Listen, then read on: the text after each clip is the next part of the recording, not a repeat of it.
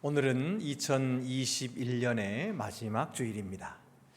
지난 한 해 동안 그동안 2년 동안 계속되던 코로나 때문에 숨도 제대로 쉬지 못하고 살아왔습니다.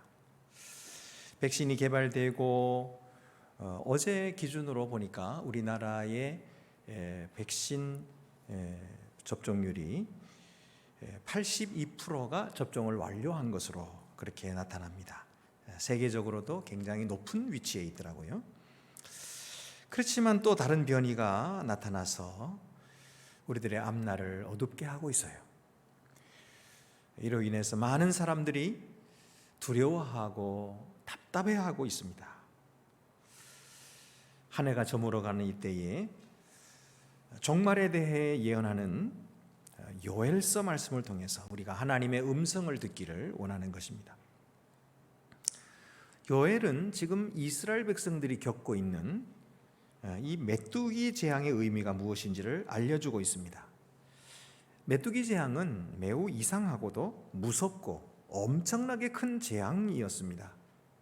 여러 종류의 메뚜기들이 덮쳐서 푸른 채소와 과일, 곡식 할 것 없이 닥치는 대로 싹쓸이를 해서 그 땅을 황폐하게 만들었습니다. 요엘서 1장 4절에 팥중이가 남긴 것을 메뚜기가 먹고 메뚜기가 남긴 것을 느치가 먹고 느치가 남긴 것을 황충이 먹었도다. 여기 메뚜기, 느치, 팥중이, 황충 이게 다 메뚜기의 종류들입니다. 그런데 이 떼들이 파상적으로 공격해 왔다는 것은 이것이 생물학적인 증가에 의한 것이 아니라는 것입니다.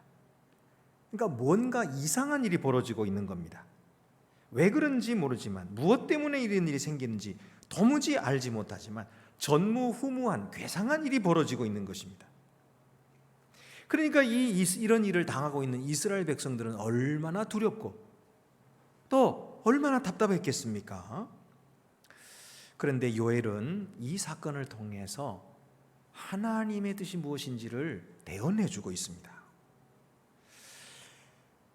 이 메뚜기 재앙은 무엇인가 미리 보여주는 것이 있다는 것입니다.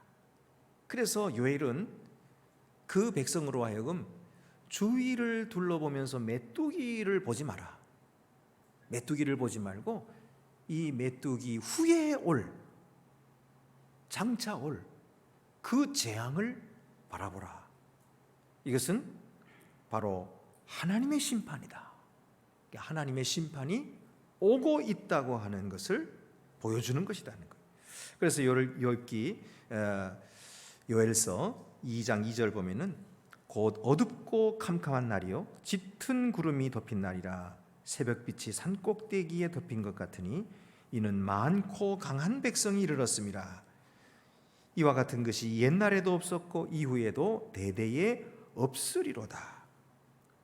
여기에 많고 강한 백성이 올 것을 내다보고 있거든요. 이것은 북방에서 오는 주전 701년에 히스기야 왕 때에 이스라엘로 쳐들어온 아수르 군대를 말하는 것입니다. 하나님께서는 이 아수르 군대를 보내가지고 이스라엘 땅을 유린하도록 하셨습니다. 왜냐하면 하나님을 떠나서 우상 숭배하는 자기 백성에게 징계를 내리신 것이죠. 그런데 이를 통해서 요엘 선지자는 그것보다도 더 궁극적인 예언을 하고 있는 것입니다. 그것은 뭐냐면 여호와의 날이 다가오고 있다는 것입니다. 여호와의 날. 이 여호와의 날이라고 하는 것은 최후의 심판날을 말합니다. 이 최후의 심판날이 다가오고 있는데 그날은 지금 우리가 겪고 있는 이런 어려움이나 고통과는 비교도 되지 않는 엄청난 재앙이 있을 것이라는 거예요. 이 재앙이 있을 것이라 하는 것을 지금 요엘이 지금 설명하고 있는 것입니다. 그런데 왜 하나님께서 요엘을 통해 가지고 이 여호와의 날을 예언하게 하시는 것일까요? 그날에는 하늘도 없어지고 땅도 없어지고 만물도 다 눈에 보이는 것들 다 무너지고 모든 사람들이 다 죽임을 당하게 될 텐데 그러면 그런 사람들을 그냥 죽게 하시고 심판 내리시고 멸망시키시면 끝나는 거지. 왜 그런 사람들에게 요엘을 통해서 말씀하시는 걸까요? 자꾸만 미리 있을 일들에 대해서 말씀하시는 이유는 무엇입니까? 왜냐하면 그날에 구원이 있을 것이기 때문입니다. 그래서 살도록 하시는 거예요. 요엘은 예루살렘, 이 하나님의 백성이 사로잡힘에서부터 극적으로 구원하게 될 것을 예언했습니다. 그렇습니다. 오늘 하나님께서 이 요엘서를 통해서 우리에게 주시는 말씀 역시, 그것은 우리가 지금 겪고 있는 이 재앙은 너무나 끔찍하고 두렵고 힘든 것이지만은 이대로 끝나지 않는다는 것을 말씀해 주고 계십니다. 물론 장차 이것보다 더 크고 두려운 심판도 있을 것입니다. 그러나 동시에 하나님의 긍휼과 하나님의 자비와 하나님의 은혜가 우리에게 내릴 것이라는 거예요. 그래서 이 예언자는 하나님의 백성들에게 위협을 주고 겁을 주는 것이 아니라 용기를 주는 거예요. 희망을 주는 것입니다. 그래서 소망 가운데 믿음을 주고 있습니다. 그러면 그날의 하나님의 은혜와 구원을 얻기 위해서 우리는 무엇을 해야 될까요? 주의 날이 임박하는 것을 볼 때에 우리는 어떻게 해야 합니까? 요엘은 세 가지로 가르쳐주고 있습니다. 첫째는 마음을 찢으라. 마음을 찢으라고 말씀합니다. 요엘서 2장 12절 13절 여호와의 말씀에 너희는 이제라도 금식하고 울며 애통하고 마음을 다하여 내게로 돌아오라 하셨나니 너희는 옷을 찢지 말고 마음을 찢고 너희 하나님 여호와께로 돌아올지어다. 구원은 돌아오는 자가 받는 것입니다. 돌아오지 않는 자는 구원함을 받지 못합니다. 그래서 마음을 찢고 회개하는 자에게 죄사함이 있는 것이지 회개하지 않는 자는 사함을 받지 못하는 것입니다. 그래서 돌아오라 그렇게 말씀하는데 특별히 마음을 다하여 돌아와라 그렇게 말합니다. 그러면서 반복하기를 옷을 찢지 말고 마음을 찢으라. 이 말은 회개를 할 때에 그 회개가 진실된 회개가 돼야 된다는 거예요. 겉모양만 회개하는 그런 회개가 돼서는 안 되고 마음을 다해서 회개해야 된다.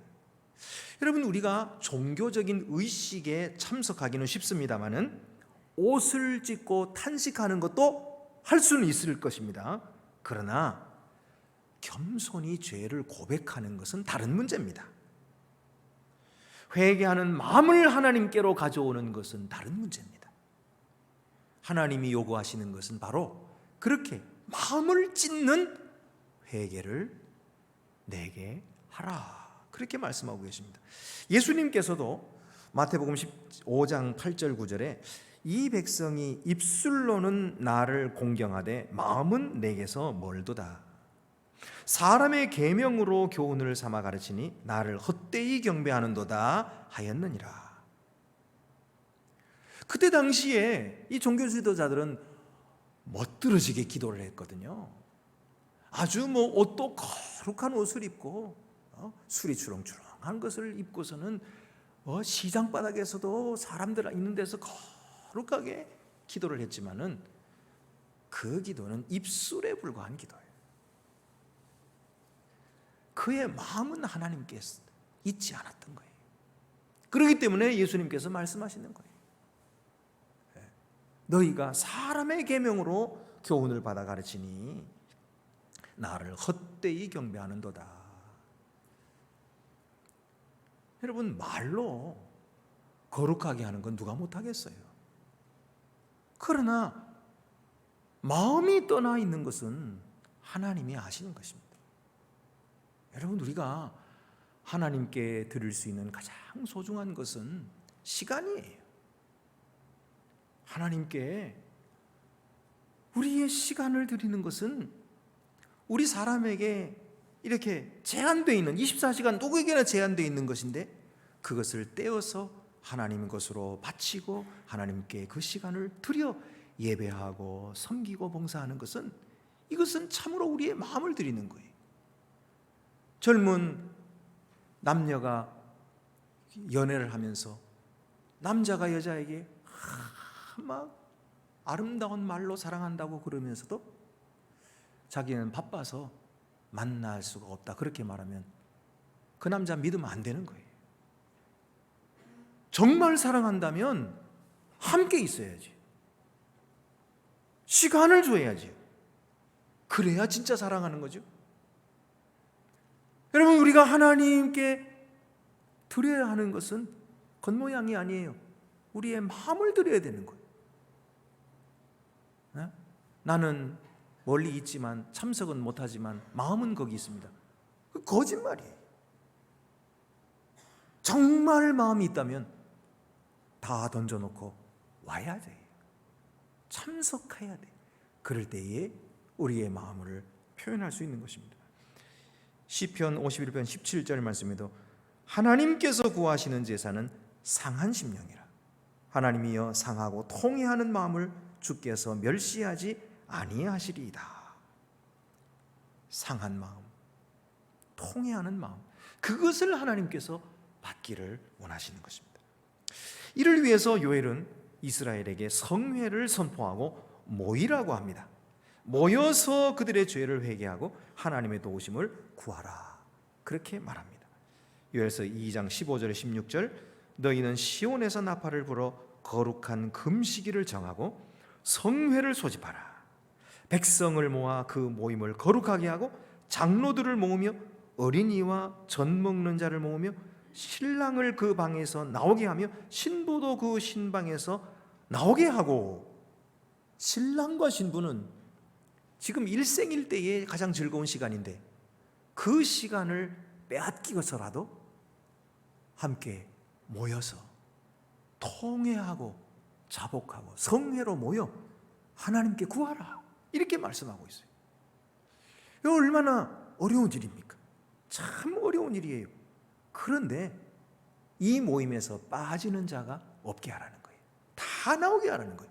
장로도 나오고 어린아이도 나오고 젖먹이까지 나오게 해라. 빠지는 자가, 왜 빠지는 자가 없어야 됩니까? 여러분, 배가 침몰하면 그 안에 탄 사람은 다 물에 빠지는 거예요. 개인의 생명이라고 하는 것은 이 공동체와 함께 하는 것입니다. 그러므로 나 혼자만 살겠다, 이게 불가능해요. 모두가 다 하나님께 나와 회개하고 모두가 다 한 마음으로 하나님께 간구할 때에 하나님의 구원이 이루어지는 것입니다.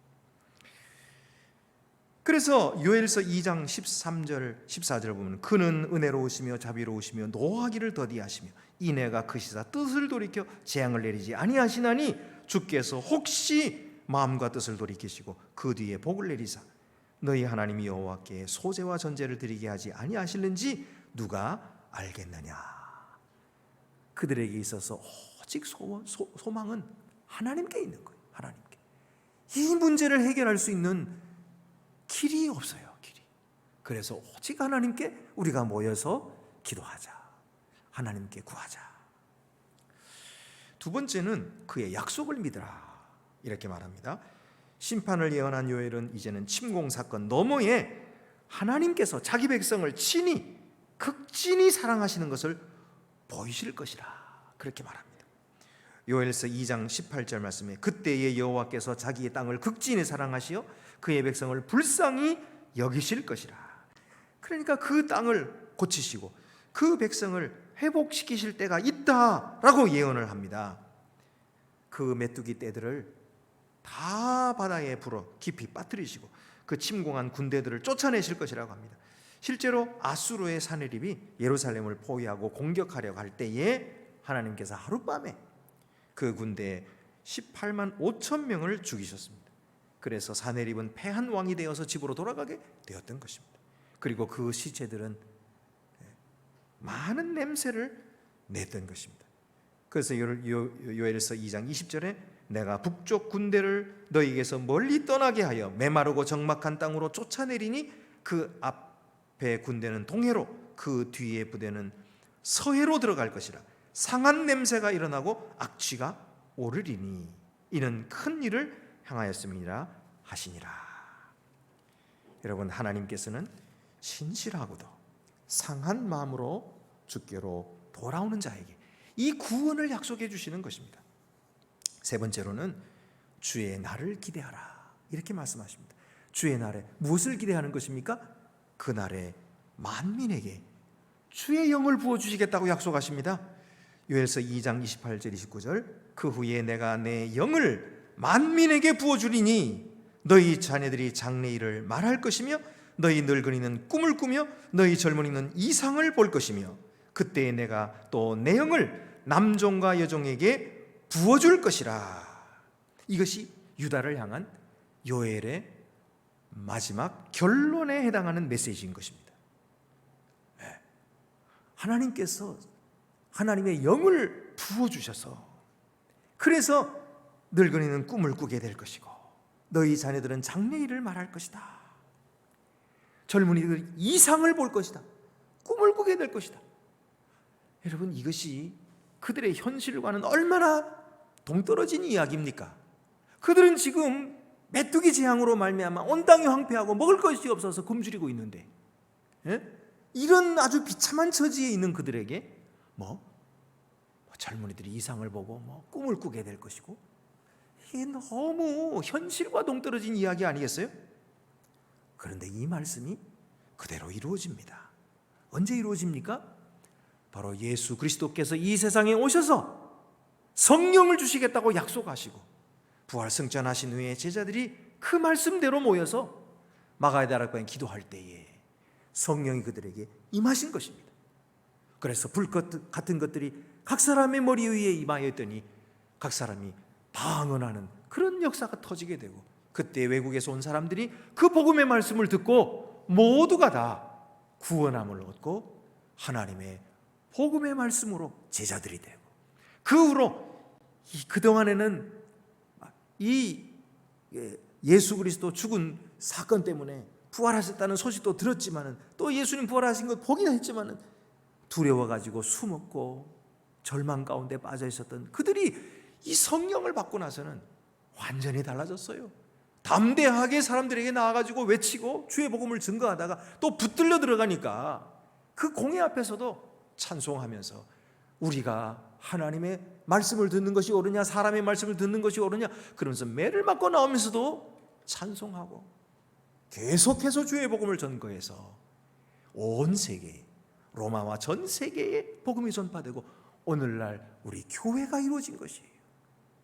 여러분, 성령의 역사는 하나님이 약속하신 대로 이루어졌어요.